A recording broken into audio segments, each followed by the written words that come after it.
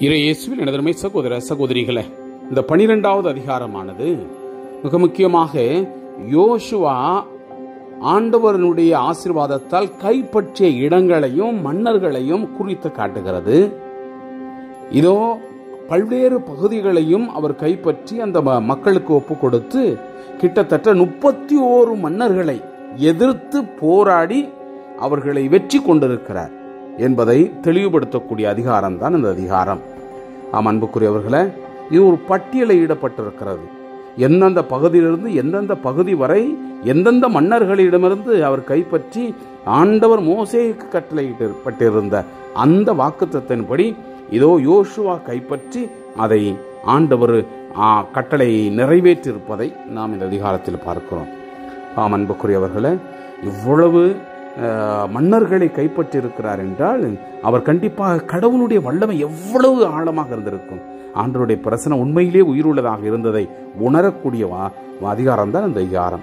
நாம் நம்முடைய வாழ்க்கையில் போராடக்கூடிய அந்த போராட்டங்களிலிருந்து கஷ்டங்களிலிருந்து நாம் விடுபட வெற்றி பெற ஆண்டவருடைய பிரசனத்தை நாம் இறைஞ்சியவர்களாக இந்த அதிகாரத்திற்கு நாம் செவிமடுப்போம்.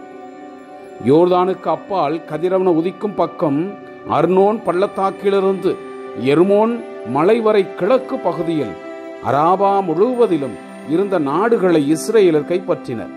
அந்நாடுகளின் அரசர்கள் இவர்களே: எமோரிய மன்னன் சீகோன் எஸ்பூனில் வாழ்ந்தான். அவன் அர்னோன் பள்ளத்தாக்கில் எல்லையில் இருக்கும் அந்த அரோயரிலிருந்தும் பள்ளத்தாக்கினுடைய நடுவில் கிளையாத்தினுடைய பகுதி வரையிலும் அம்ரோனியனுடைய எல்லையான யாப்போக்கு பள்ளத்தாக்கு வரையிலும் அரபாவிலிருந்து கிழக்கே கினரோத்து கடல் வரையிலும் உப்பு கடலான அரபா கடல் வரையிலும் கிழக்கு நோக்கி பெத்தசிமோத்து வரையிலும் தெற்கில் பிஸ்கா மலை சரிவு வரையிலும் அரசாண்டான். இரபாவியருள் எஞ்சி இருந்தவனும் பாசானின் மன்னனுமான ஓகு என்பவனின் எல்லை இதுவே. அவன் அஸ்தரோத்திலும் எதிரேயிலும் வாழ்ந்தான்.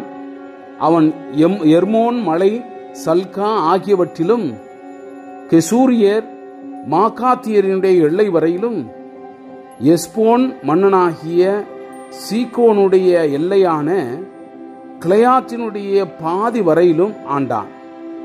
ஆண்டவரின் ஊழியரான மோசேயும் இஸ்ரேலரும் அவர்களை தோற்கடித்தனர். ஆண்டவரின் ஊழியரான மோசே அதை ரூபனுக்கும் காத்துக்கும் மனாசையினுடைய பாதி குலத்திற்கும் உரிமையாக கொடுத்தார்.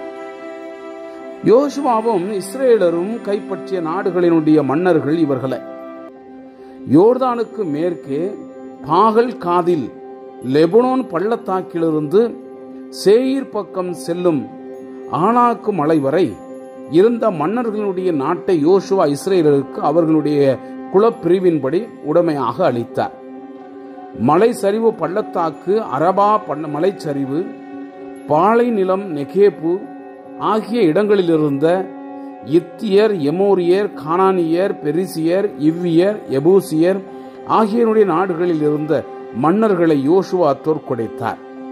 அவர்கள் பின்வருமாறு: எரிகோ மன்னன் ஒருவன், பெத்தேலுக்கு அருகில் இருந்த ஆயின் மன்னன் ஒருவன், எருசலேம் மன்னன் ஒருவன், எபிரோன் மன்னன் ஒருவன், யார்முத்து மன்னன் ஒருவன், லாகீசு மன்னன் ஒருவன், எக்லோன் மன்னன் ஒருவன், கெசேர் மன்னன் ஒருவன், தெபீர் மன்னன் ஒருவன், கெதேர் மன்னன் ஒருவன், ஒருமா மன்னன் ஒருவன், அராது மன்னன் ஒருவன், லிப்னா மன்னன் ஒருவன், அதுல்லா மன்னன் ஒருவன், மகேதா மன்னன் ஒருவன், பெத்தேல் மன்னன் ஒருவன், தப்புவாகு மன்னன் ஒருவன், எபேர் மன்னன் ஒருவன், அபேக்கு மன்னன் ஒருவன், லசாரோன் மன்னன் ஒருவன், மாதோன் மன்னன் ஒருவன், ஆசோர் மன்னன் ஒருவன், சிம்ரோன் மெரோன் மன்னன் ஒருவன், அக்சாபு மன்னன் ஒருவன், தானாக்கு மன்னன் ஒருவன்,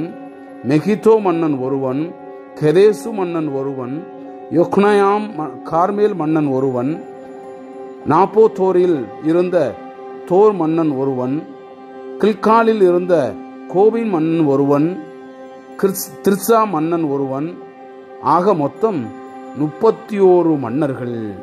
பிரைஸ் தி லார்ட். இயேசுவுக்கே புகழ். மரியே வாழ்க.